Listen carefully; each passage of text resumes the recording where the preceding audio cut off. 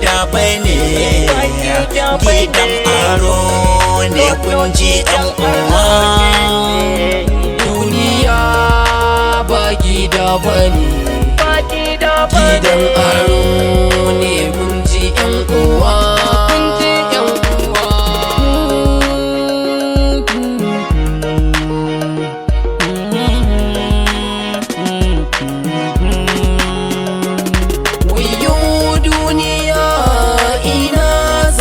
Kai mu rudin kina so ya addabe mu, sharrin ki duniya ya sani kullum jimami.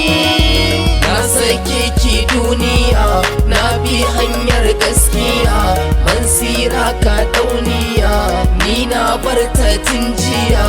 Allah sa min shiriya ni fata na duniya na bar ki kalau lafiya.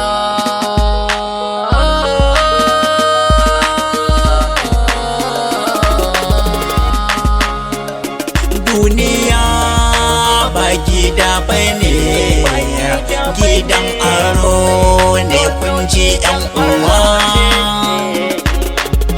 Wataran ai sai labari, duniyar ta zama labari, za ta zama wataran ba tsuntsaye.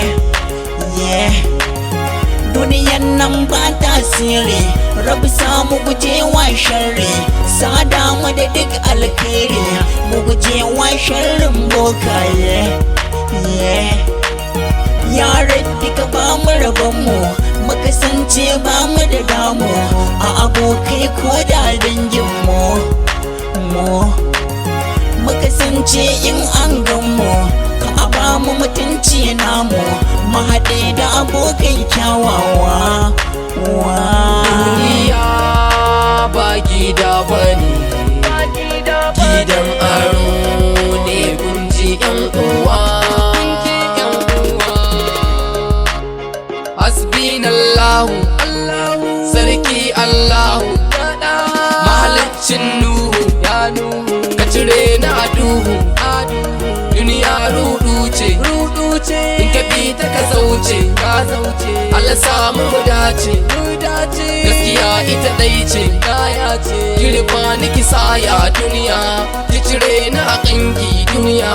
Al'umma sun taɓe, yara dattaɓe, duniya suka dafe, jalla sarki ka yafe. Ya Allah, zunuban muka shafe. Ya Allah, al'umma mi salati, mun baban fati, zaɓina baban fati al-Mustafa. Duniya ba gida bane, gidan aro ne kun ji ɗan uwa. Jama'a in za ku fahimta, da ai mu yan yara ne, ko in ce ma ba a haife ba. Tsarin da aka yi mutane shine domin an yi bauta, amma wasu sun zama yan zamba. Babu sarki Allah rabba, dan shi ne ya yi jikinmu, shi ne ku ya dace a bautawa. Wasu sun koma yin shirka, sun zamto ba su da taska, ku fahimci bayanin nan nawa. Mutuna da akwai mutuwan nan, za ta zo a dare ko rana, ba kiran waya za a yi mana ba.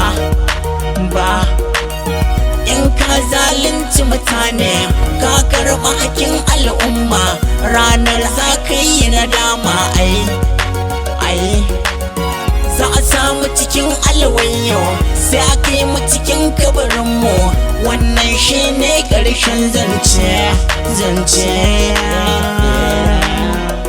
Duniya ba gida bane, gidan aro